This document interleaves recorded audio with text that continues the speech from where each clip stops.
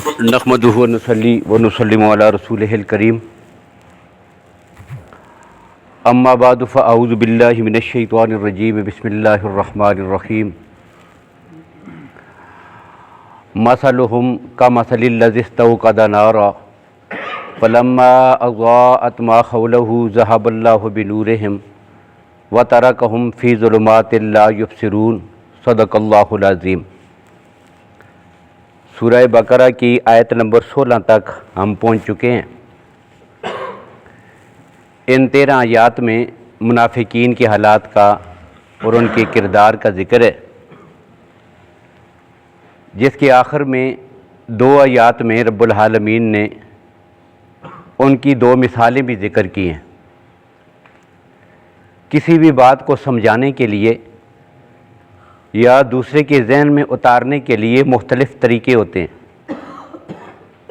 انہی طریقوں میں سے ایک طریقہ یہ بھی ہوتا ہے کہ کوئی بات کہہ کر پھر مثال کے ساتھ اس کو سمجھا بھی دیا جائے، تو مثالوں سے بات جو ہے وہ بڑی آسانی کے ساتھ انسان کے ذہن اور دل و دماغ میں اتر سکتی ہے۔ چنانچہ قرآن پاک نے انسانیت کی رہنمائی کے لیے، اس کو سمجھانے کے لیے یہ جتنے طریقے ہیں یہ رب العالمین نے اختیار فرمائے ہیں۔ قرآن پاک میں تشبیہات بھی ہیں، تمثیلات بھی ہیں، مثالیں بھی دی ہیں، مختلف قسم کے استعارے بھی ہیں، دعوت غور و فکر بھی ہے۔ تو یہ ساری چیزیں قرآن پاک نے مختلف جگہوں پر مختلف انداز سے ذکر کی ہیں۔ اب یہاں پر 2 مثالیں ذکر کی گئی ہیں۔ اب سمجھانے کے لیے کبھی جو ہے وہ کسی چیز کو دوسری چیز سے مشابہت دی جاتی ہے، اس کو تشبیہ کہتے ہیں، اور جب کسی کی مثال ذکر کی جاتی ہے تو اس کو تمثیل کہتے ہیں۔ تشبیہ، تمثیل، استعارے، کنائے، یہ مختلف جو ہے یہ الفاظ استعمال ہوتے ہیں لغت میں، اور یہ سارے کی ساری چیزیں جو ہے وہ کسی چیز کو سمجھنے کے لیے اور اس کی حقیقت تک اور بات کی تہ تک پہنچنے کے لیے جو ہے وہ ذکر کی جاتی ہیں۔ اب قرآن پاک چونکہ ایسی کتاب ہے کہ جو سارے علوم کا خزانہ ہے، اور دنیا میں جتنے علوم بھی قیامت تک ایجاد ہوں گے ان کی اصل آپ کو جو ہے وہ قرآن پاک کے اندر مل جائے گی، اگرچہ اس کی تفصیلات موجود نہ ہوں، لیکن اجمالی طور پر رب العالمین نے ساری چیزوں کو اس قرآن پاک میں اور ایک چھوٹی سی کتاب میں جو ہے وہ اللہ نے ذکر فرما دیا ہے۔ اب اسی طرح جو ہے یہاں یہ جو مثالیں ذکر کی گئی ہیں، اب مثالیں بھی قرآن پاک میں، اب قرآن پاک کا ایک اعجاز یہ ہے کہ اس کی جو مثالیں ہیں، مثال میں اور تشبیہ میں ایک فرق ہوتا ہے۔ فرق کیا ہوتا ہے؟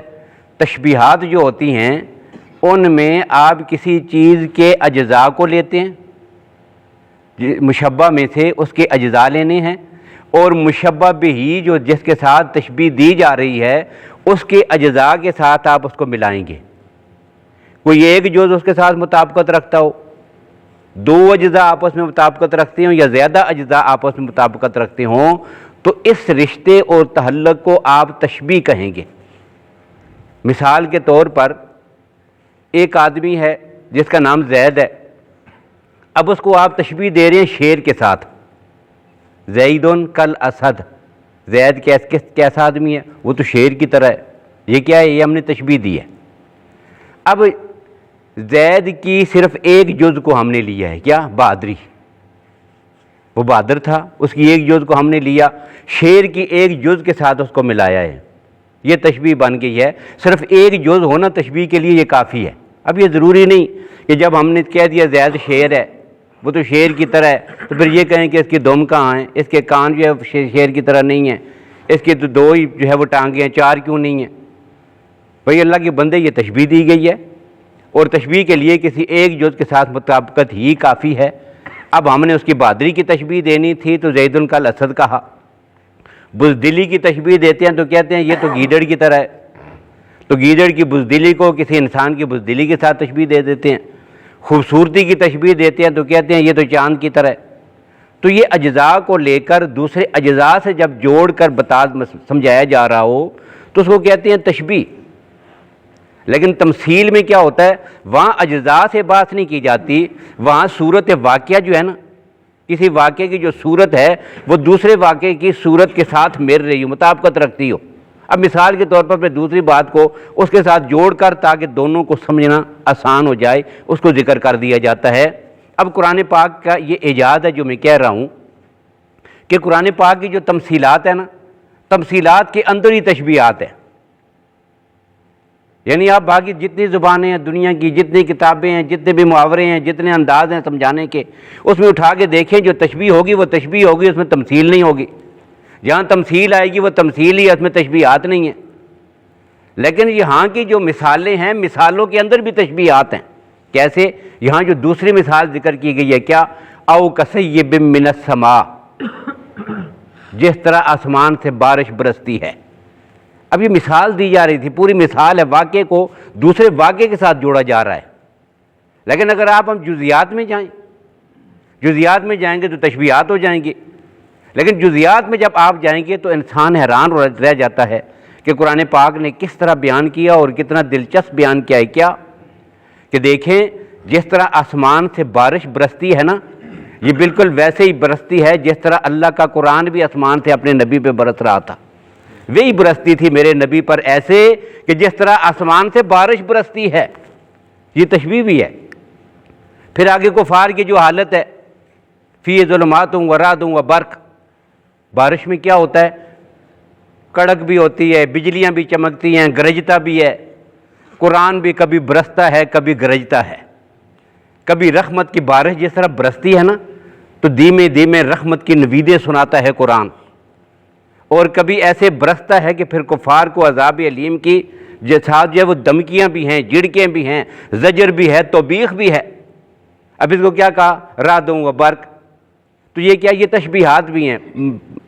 ذکر مثال ہو رہی ہے لیکن مثال کے الفاظ ہو بہو جو ہے وہ تشبیہات میں پورے قرآن پاک کے ساتھ بارش کے وہ منظر سارا جڑتا چلا جا رہا ہے۔ اب قرآن پاک میں رب العالمین نے انسانوں کو سمجھانے کے لیے یہ سارے انداز جو ہے وہ اختیار کیے ہیں۔ جس مزاج کا، جس ذہن کا، جس سوچ کا، جس طبقے کا آدمی ہو نا، بڑے سے بڑا پڑھا لکھا کیوں نہ ہو، یہ بالکل ہی ان پڑھ کیوں نہ ہو، قرآن پاک نے ایسا سمجھایا ہے کہ سمجھانے کے بعد اب اس کو کسی اور کے سمجھانے کی ضرورت نہیں پڑتی اگر وہ قرآن پاک پہ غور فکر اور تدبر کر لے۔ ایک آدمی کے پاس کوئی علم نہیں ہے لیکن اللہ کی ذات پھر اس کو پہاڑوں کی مثالیں دے رہی ہیں، کبھی اس کو جانوروں کے دودھ نکالنے کی مثالیں دے رہی ہیں، من بین فرث و دم لبنا خالصا سائغا للشاربین۔ بھینسوں کا دودھ تو نکالتا ہے نا ان پڑھ آدمی، کھیتیاں تو بوتا ہے نا، فصلیں تو اگاتا ہے، یہ مثالیں دے کے پھر سمجھاتے ہیں۔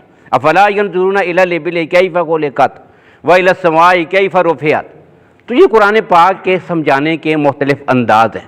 اب قرآن پاک نے جا بجا جو ہے وہ مثالیں شروع کی ہیں، اور بالکل آغاز میں یہ دو مثالیں منافقین اور کفار کی یکجا اکٹھی ایک ہی جگہ پر رب العالمین نے ذکر کر دی ہیں۔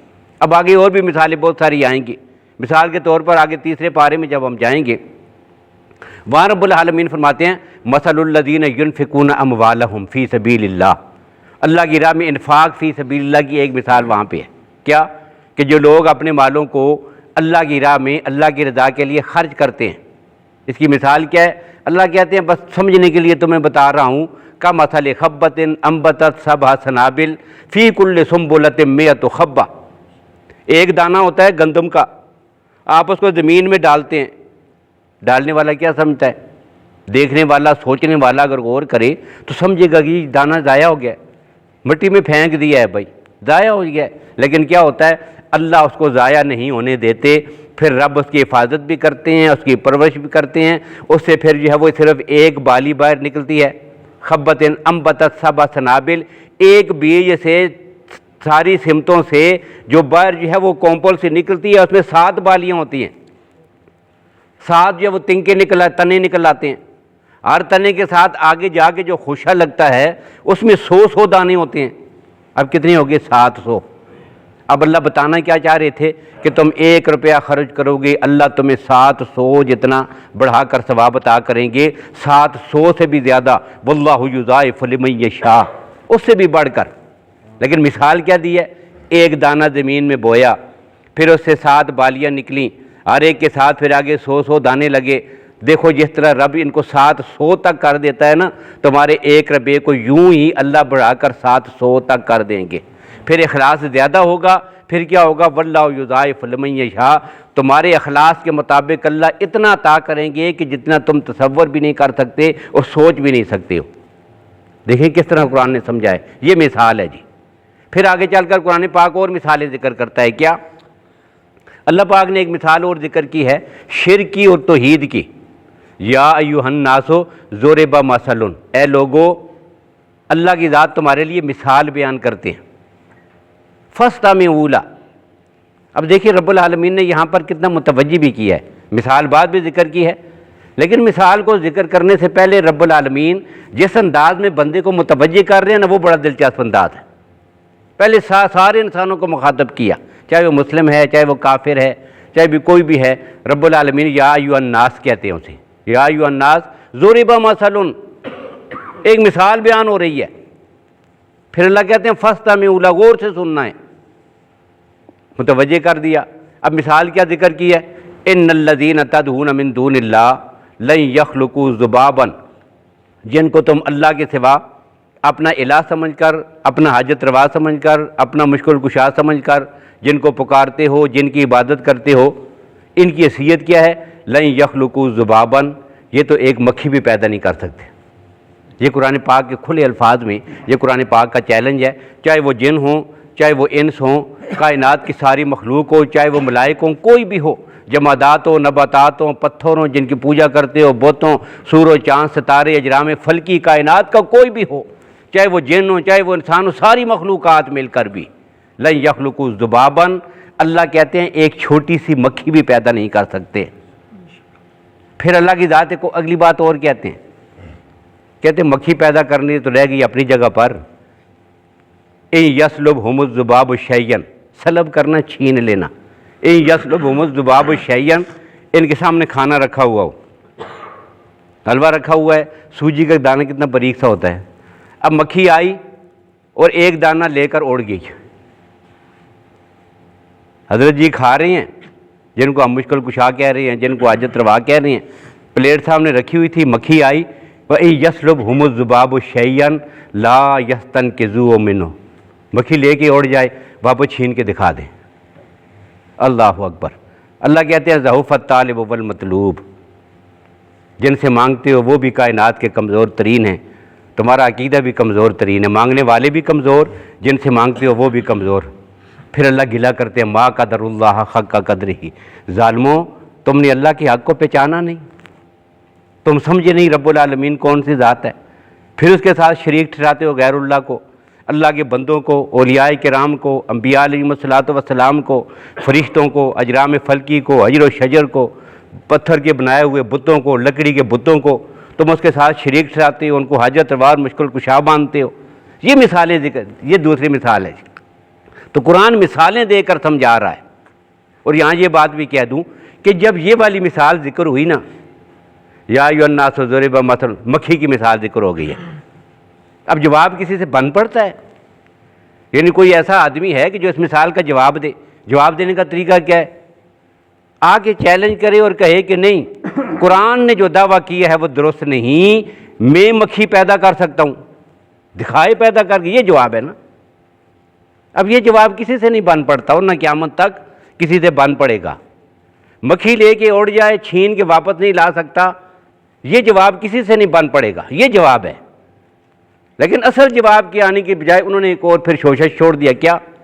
وہ دیکھو جی اتنی رب العالمین کی بڑی ذات ہے، یہ نبی پہ نازل ہونے والا اتنا بڑا قرآن ہے، اتنی عظمت والی کتاب ہے، یہ کہتے ہیں ہمارا نبی اتنا عظمت والا اور مقدس اور اعظم اور شان والا ہے، تو اتنی بڑی ذات جو ہے وہ اب مثالیں بیان کر رہی ہے کہ اس کی مکھیوں کی، ان کی مثالیں، تو یہ تو مثال جو ہے رب العالمین کے ساتھ نعوذ باللہ جڑتی ہی نہیں ہے، یہ انہوں نے کہا۔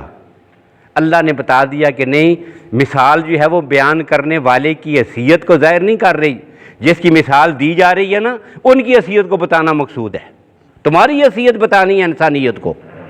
رب العالمین تو عظمت والے ہیں، وہ ہیں، اس میں تو کوئی شک ہی نہیں ہے، یہ مثال تمہاری حیثیت بتانے کے لیے اور تمہارا عقیدہ سمجھانے کے لیے ہے۔ پھر قرآن پاک نے اس کا جواب بھی دیا ہے، یہ جو اعتراض ہوا نا اس کا جواب بھی دیا، کہاں پہ؟ سورہ بقرہ میں، ان اللہ لا یستحیی ان یضرب مثلا ما بعوضۃ، اللہ اس بات میں اپنے لیے کوئی ہار محسوس نہیں کرتے، یہ رب کی عظمت میں یہ بات کوئی کمی نہیں لاتی، یہ میرے رب العالمین کی شان میں کمی کا کوئی ذریعہ اور بہانہ نہیں ہے کہ اللہ کی ذات کسی چیز کی مثال بیان کرے، چاہے وہ مچھر ہی کیوں نہ ہو، فما فوقہا، مچھر سے بھی بڑھ کر کوئی اس سے بھی کم چیز ہو نا، رب اس کی بھی مثال بیان کریں تو یہ رب کی شان میں کمی نہیں آتی، یہ تمہاری حیثیت واضح کرنے کے لیے مثالیں ہوتی ہیں۔ یہ دوسری مثال میں نے ذکر کر دی قرآن پاک میں۔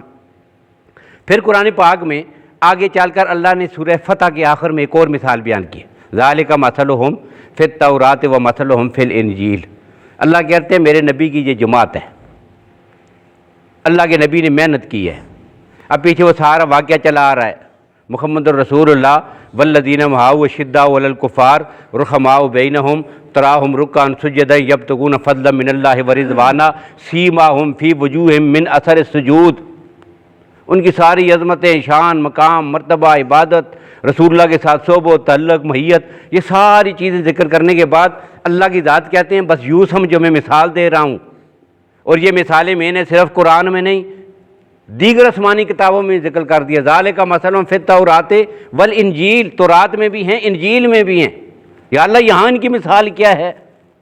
اللہ کہتے ہیں جس طرح تمہارے اندر ایک آدمی ہو جو کھیتی باڑی کر رہا ہو، ایک بالکل خشک بنجر سخت زمین تھی پتھریلی، آیا اس نے پتھر ہٹائے، زمین کو صاف کیا، پھر سخت زمین کو کھودا، پھر اس کو پانی لگایا، جب وہ بیج بونے کے قابل ہوئی پھر ایک دانہ بیج کا بویا، پھر اس کی رکھوالی کرتا رہا، پھر اسے پانی دیتا رہا، پھر ایک وقت وہ آیا کہ ایک تنکا باہر نکلا، کرتے کرتے وہ فصل جو ہے وہ پیدا ہو گئی، پھر وہ بڑھتی گئی، فاستویٰ علیٰ سوقہ یوجب الضرہ لیغیظ بہم الکفار، میرے نبی کی دعوت اور اس سے پیدا ہونے والی جماعت کی مثال بالکل ایسے ہی ہے۔ میرا نبی آیا عرب کی دھرتی پر، اتنی محنت کی، محنت کرنے کے بعد آج اس کی محنت کی وہ کھیتی پوری دنیا کے سامنے لے لا رہی ہے، کذرٍ اخرج شطأہ فآزرہ فاستغلظ فاستویٰ علیٰ سوقہ یوجب الضرہ، اب جس نے کھیتی لگائی ہے نا وہ کسان جو ہے وہ کھیتی کو دیکھ کے خوش ہوتا ہے، آج میری محنت جو ہے وہ اس نے رنگ لایا ہے اور رب العالمین نے اس محنت کا پھل مجھے دے دیا ہے، لیکن کیا ہوتا ہے لیغیظ بہم الکفار، کھیتی کا جو دشمن ہے نا، کھیتی والے کا دشمن ہوتا ہے، اصل میں وہ کھیتی کا دشمن نہیں ہوتا۔ دیکھیں ایک آدمی کسی کی فصل سے دشمنی رکھتا ہے نا، فصل سے کیا دشمنی ہے؟ فصل سے کون سی دشمنی ہوتی ہے؟ فصل والے سے دشمنی ہوتی ہے۔ اس لیے یہاں بھی جو کھیتی کا دشمن جس کو کہا گیا نا، وہ اصل میں کھیتی والے کا دشمن ہے، اور یہ جو کھیتی ہے اسلام کی کھیتی، وہ کھیتی لگانے والی محمد الرسول اللہ کی ذات ہے۔ اللہ کہتے ہیں لیغیظ بہم الکفار، جو ان کے ساتھ بغض رکھتا ہے وہ مسلمان نہیں ہو سکتا، یہ کافر ہیں، یہ بغض رکھتے ہیں ان کے ساتھ، یہ مثال سمجھائیے۔ پھر آگے چل کر قرآن پاک اور مثالیں دیتا ہے، سورہ جمعہ میں بھی ایک مثال ہے، اس کو ذکر کر کے بات ختم کرتے ہیں۔ سورہ جمعہ میں ہے کیا مثال رب العالمین نے ذکر کی ہے؟ یہودیوں نے آ کر اعتراض کیا تھا مسلمانوں پر، مختلف قسم کے اعتراض تھے، ان میں سے ایک اعتراض یہ تھا نحن احباء اللہ، نحن ابناء اللہ و احباؤہ، چونکہ ہمارا نبی اللہ کا بیٹا ہے اور ہم جو ہے وہ اللہ کے بڑے لاڈلے پیارے اور چہتے ہیں، اس لیے یہ تو سوچنے کی بات ہی نہیں اللہ کی ذات ہمیں جہنم میں ڈالے، بھلا کوئی اپنے بیٹوں کو اور بیٹوں کو چاہنے والوں کو اور اپنے لاڈلوں کو جہنم میں پھینکتا ہے؟ یہ ان کی سوچ تھی۔ نحن ابناء اللہ و احباؤہ یہ کہا تھا۔ دوسری بات انہوں نے کہی کہ ہمارے پاس دیکھیں جی ہم تو آسمانی کتاب کے حامل ہیں، اللہ نے ہمیں آسمانی کتاب دی ہوئی ہے، ہم سے بڑے دنیا میں تو کوئی ہے ہی نہیں ہے۔ اور تیسرا یہ کہا کہ ہمارے لیے اللہ نے عبادت کا ایک دن مخصوص کیا ہوا ہے، یوم السبت، ہفتے کا دن۔ اب قرآن پاک نے سورہ جمعہ میں تینوں کو جواب دیا ہے، جمعہ کا دن اسلام کے لیے متعین کر دیا، ان کی محبت کے دعوے پہ کہا کہ اگر تم یہ سمجھتے ہو کہ تمہیں اللہ کی ذات کے ساتھ محبت ہے اور اللہ کے تم محبوب ہو تو پھر مرنے سے اور رب العالمین سے ملاقات کرنے سے ڈرتے کیوں ہو؟ پھر تو اپنے محبوب کے پاس جانے کو دل چاہتا ہے، تڑپ ہوتی ہے، کب میں اپنے رب کے حضور پہنچوں؟ موت سے ڈرتے ہو تم، بزدل ہو، اور کہتے ہو کہ رب العالمین سے ہمیں محبت ہے۔ یہ دوسرا جواب دے دیا۔ اور تیسری بات پھر مثال دے کے سمجھائی ہے، یہاں بھی مثال ہے، کیا کہتے تھے؟ ہمارے پاس آسمانی کتاب ہے، ہم اس کے عامل ہیں۔ اللہ کی ذات کہتے ہیں مثل الذین حملوا التوراۃ، جو یہ کہتے ہیں نا کہ ہم نے کتاب اٹھائی ہوئی ہے، تورات اٹھائی ہوئی ہے، ہمارے پاس کیا ہے؟ تورات ہے۔ تمہارے پاس تو ابھی کتابی شکل میں آئی نہیں ہے، ہمارے پاس تورات ہے۔ اللہ کہتے ہیں یہ انہوں نے اٹھائی ہوئی ہے نا، بس اٹھائی ہوئی ہے۔ کس طرح اٹھائی ہوئی ہے؟ جس طرح گدھا اٹھاتا ہے۔ مثل الذین حملوا التوراۃ ثم لم یحملوها، اس پہ عمل نہیں کرتے، عاملین کتاب نہیں ہیں، اٹھایا ہوا ہے اس کو لیکن عمل نہیں کرتے۔ کمثل الحمار یحمل اسفارا، ایک گدھا ہو اس میں بہت ساری کتابیں آپ جو ہے وہ لاد دیں، کیا فائدہ ہے؟ کیا اس گدھے کی قدر و عظمت بڑھ جائے گی؟ وہ گدھا بڑا ہو جائے گا، اس کو مرتبہ ملے گا، اس کو شان مل جائے گی، اس کا یہ کوئی عہدہ ہے کہ ہم نے جو ہے اتنی زیادہ بوجھ لاد دیا، کتابیں لاد دی ہیں؟ تو اوپر لادنے سے بات نہیں بنتی، اس کے احکامات کو دل میں اتار کر عمل کرنے سے بات بنتی ہے، اور تم اس سے خالی ہو۔ تو یہ ساری چیزیں ذکر کرنے سے مقصود کیا ہے؟ قرآن پاک ایک ایک بات کو مثالیں دے کر، کھول کھول کر، ابھی مثالیں انشاءاللہ وہ ساری آگے جیسے جیسے ہم بڑھتے جائیں گے اس میں یہ مثالیں آتی جائیں گی۔